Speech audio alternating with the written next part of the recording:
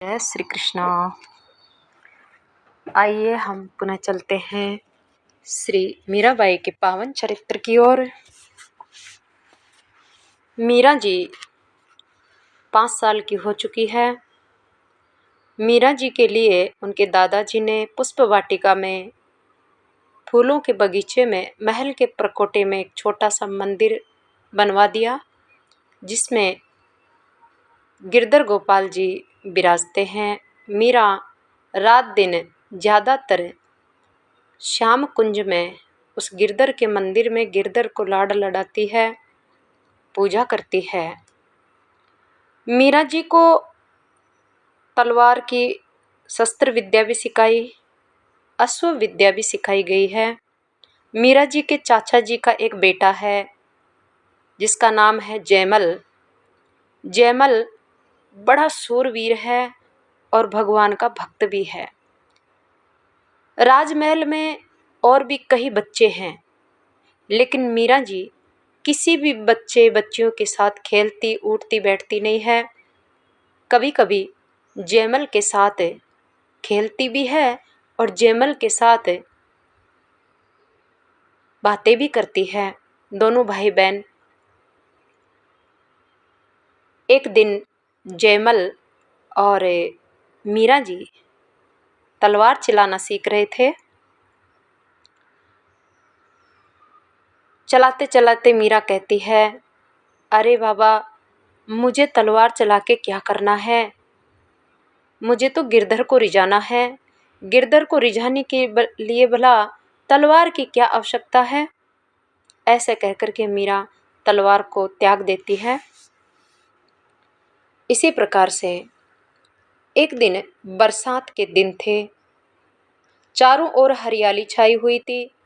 ऊपर आकाश में मेघों की भीड़ लगी हुई थी। झरझर बरसात बरस रही थी।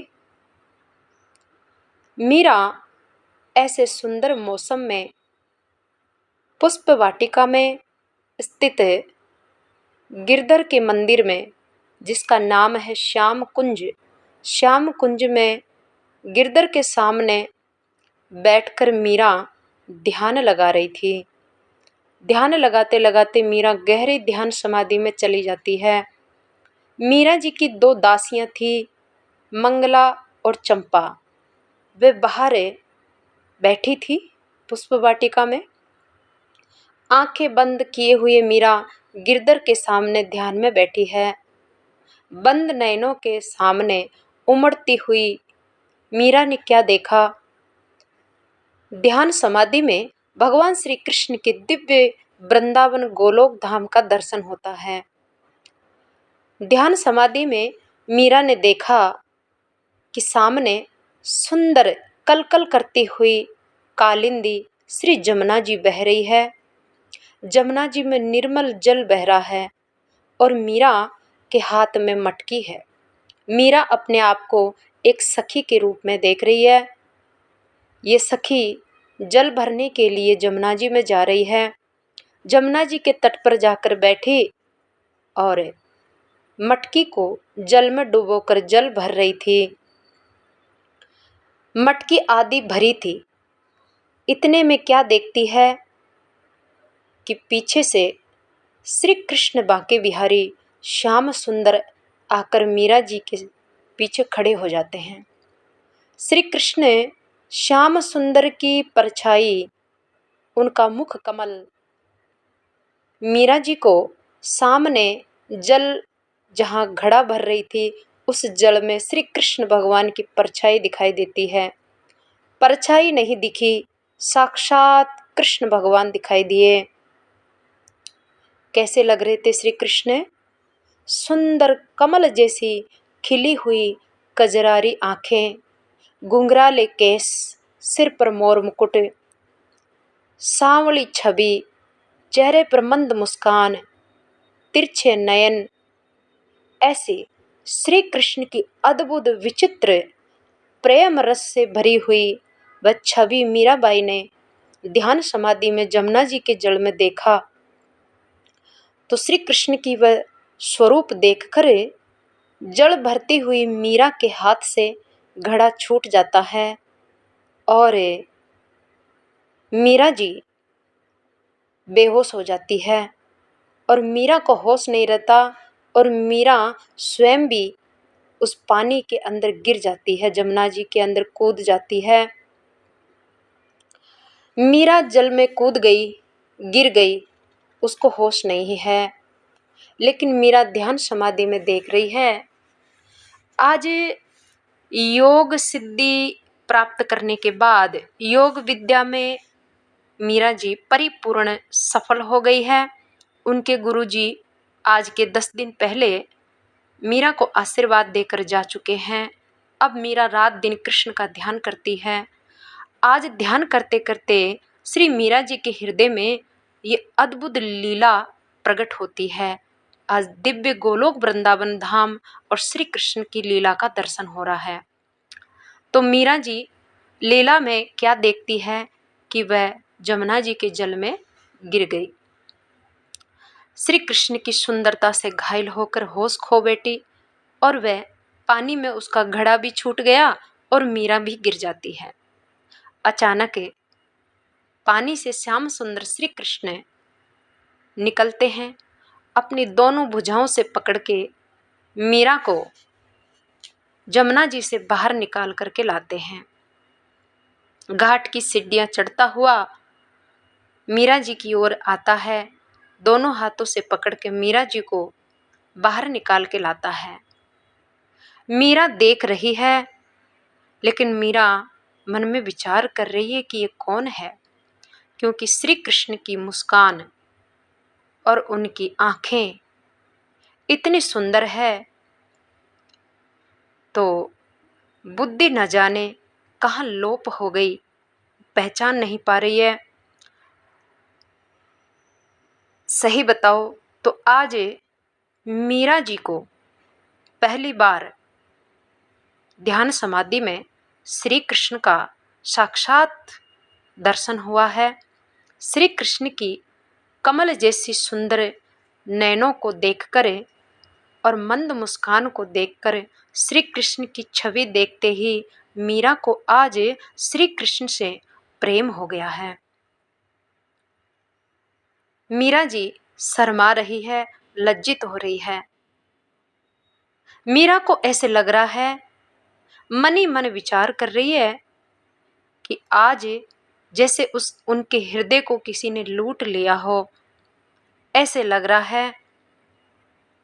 मीरा मन ही मन कह रही है जैसे आज तो मीरा की हत्या ही हो गई हो।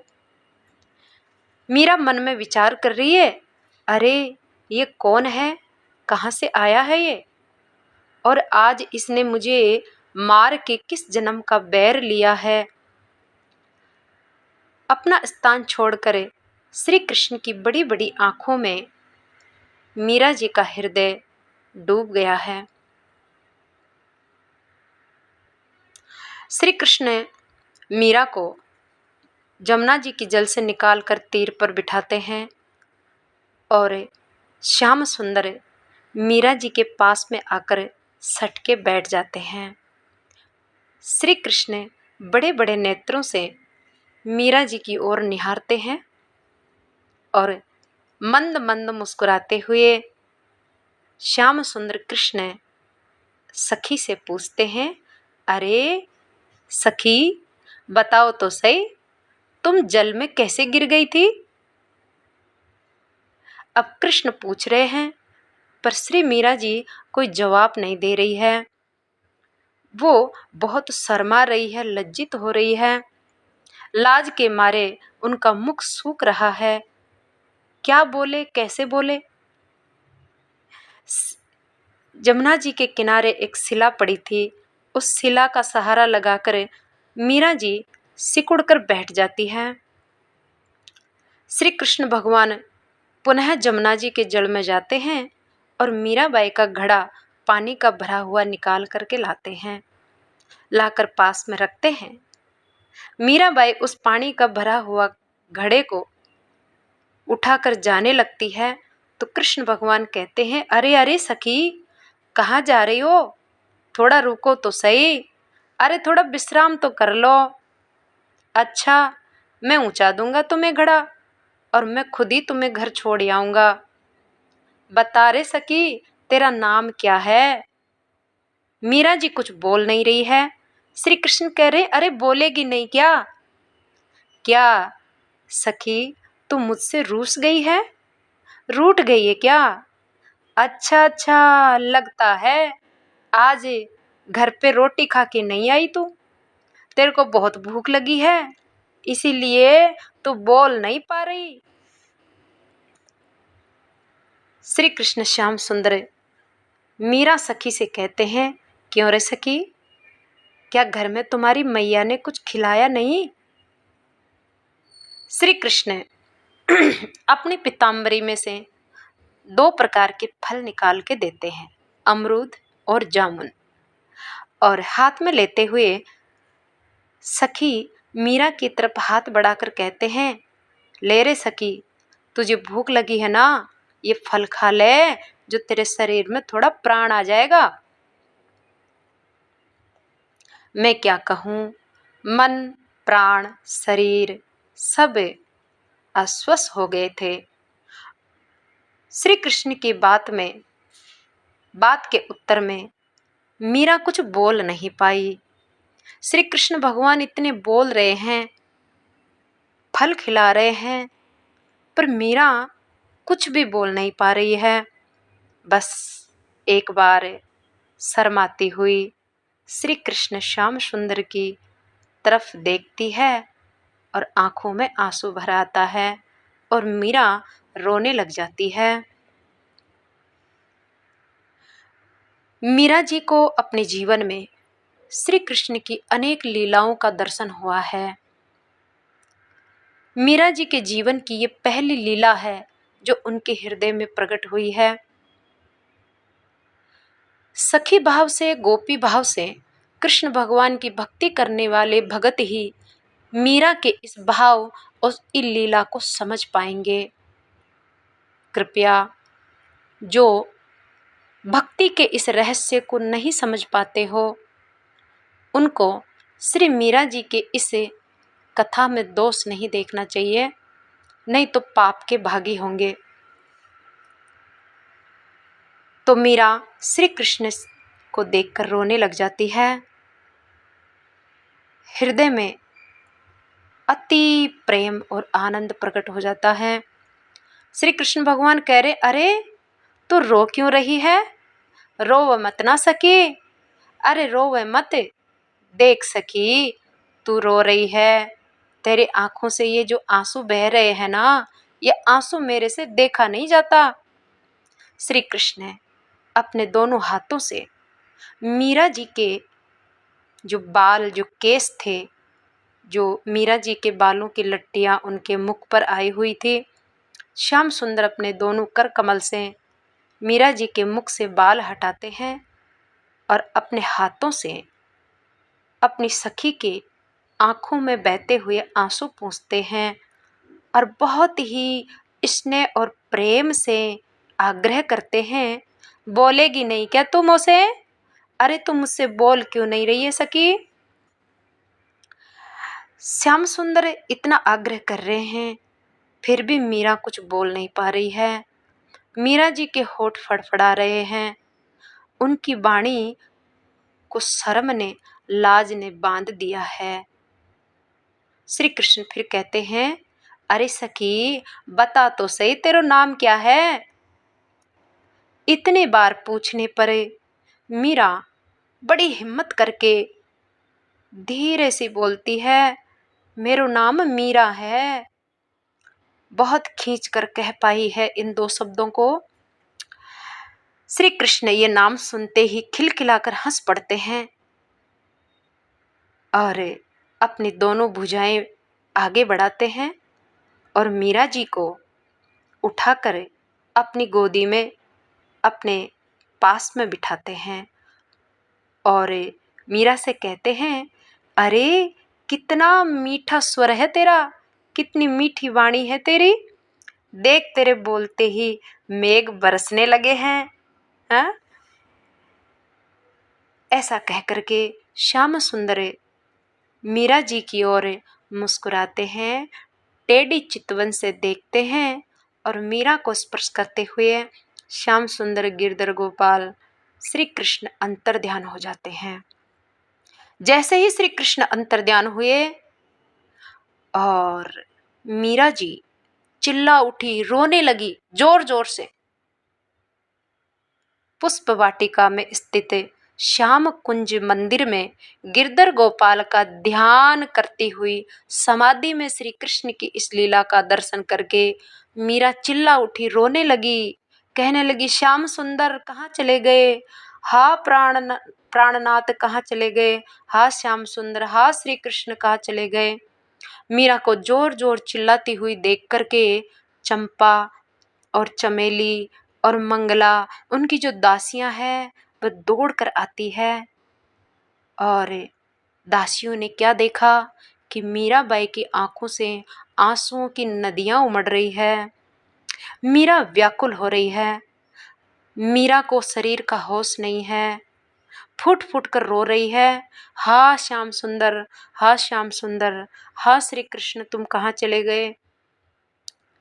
मीराबाई की दासियां मीराबाई को उठाती है, पलंग पर ले जाकर सुलाती है, कोई पंखा करती है, कोई हाथ पैर दबाती है। चमेली दौड़कर मीराबाई के दादाजी दूदा जी के पास जाती है, दूदा जी को सूचना देती है। पंखा झुलाती हुई चंपा एक और हट जाती है और दादाजी आते हैं, दौड़कर कहते हैं, मीरा बेटी क्या हुआ? दादाजी छोटी सी मीरा के सिर पर हाथ फेर रहे हैं और कह रहे हैं, पूछ रहे हैं, बेटी क्या हुआ? बेटी मीरा क्या हुआ? मीरा जी अभी होश में नहीं है। मीरा की आंखें बंद है, आंखों से अश्रुओं की धार बह रही है और मीरा कह रही है, हा श्याम सुंदर कहाँ छोड़कर चले गए? हा श्याम सुंदर तुम कहाँ चले गए? मीरा बहुत व्याकुल स्वर में चीख चीख के रो रही है। उसी समय मीरा जी के दादोसा के साथ साथ में ही संत श्री बिहारी दास जी, जो मीरा जी को संगीत विद्या सिखा रहे हैं, वह भी आ जाते हैं। दूजा जी ने उनकी ओर संकेत करते हुए कहा, आंखें खोल बेटा, बेटा मीरा आंखें खोल, देखो तो कौन आया है। उसने धीरे से अपनी आंखें खोली, लंबी श्वास छोड़ते हुए, आंसू गिराती हुई धीमे स्वर में बोली, आप कौन है? क्योंकि मीरा भगवान श्री कृष्ण के धाम में पहुंच गई थी। अब वह बाबूसा को नहीं पहचान पा रही है, गुरुजी को नहीं पहचान पा रही है, धीरे धीरे होश में आ रही है। मीरा कह रही, मेरे श्याम सुंदर कहाँ चले गए? गुरुजी, बाबूसा मेरे श्याम सुंदर कहाँ चले गए? चारों ओर दृष्टि फेर कर पुनः लंबी श्वास छोड़कर मीरा आंखें बंद कर लेती है। बंद आंखों से भी इतनी जोर से आंसुओं की धार बहने लगी। सब के सब लोग देख करके आश्चर्यचकित हो जाते हैं। संत वृंदावन से आए हुए संत बिहारी दास जी का धैर्य टूट जाता है और वे श्री राधे श्री राधे श्री राधे कर करके अश्रुपात करने लगते हैं। सायकाल तक जाकर पूरा दिन हो गया है। आज मीरा होश में नहीं है, बस थोड़ी सी होश में आती है और मीरा गिरधर गोपाल को पुकारती है। शाम तक धीरे धीरे मीरा जी को थोड़ा थोड़ा होश आने लगा। तानपुरा लेकर गिरधर के सामने फिर बैठ जाती है। कुछ समय तक उंगलियों के स्पर्श से तान झनकृत होने लगते हैं और फिर मीरा के हृदय में उद्गार प्रकट होने लगे हैं।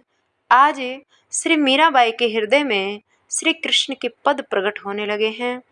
मीरा पद गायन करने लगती है। श्री मीराबाई के लगभग 3 से 4 हजार पद गाए हैं मीरा ने।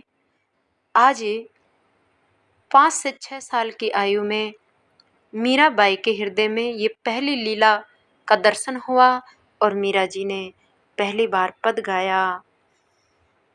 इस प्रकार से जब पद पूरा हुआ, मीरा का हृदय हल्का हो गया।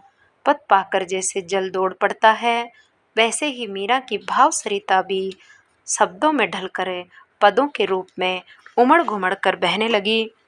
मीरा को प्रसन्न देखकर उनकी दासी पास में आती है और गलीचे को थोड़ा मोड़ते हुए सम्मान पूर्वक घुटनों के बल बैठ करके धीमे स्वर में मीरा से कहती है, मीरा बैसा जीम्बा पधारो, जीमण पधारो। मीरा अब अपने ठाकुर को भोग लगाती है और फिर ठाकुर को भोग लगाकर प्रसाद पाती है। गर्मियों के दिनों में पूरी पूरी रात मीराबाई ठाकुर जी को पंखा करती है, सोती नहीं है पूरी रात। सर्दियों में बड़े ही ख्याल से ठाकुर जी की सेवा करती है। आज मीराबाई की सगाई की चर्चा होने जा रही है। मीरा जी की भक्ति और भजनों में बढ़ती हुई रुचि देख करके रनिवास में सभी लोगों को चिंता होने लग जाती है। एक दिन वीरम देव जी की पत्नी गिरजाबाई, जिनका पीहर चित्तौड़गढ़ में था,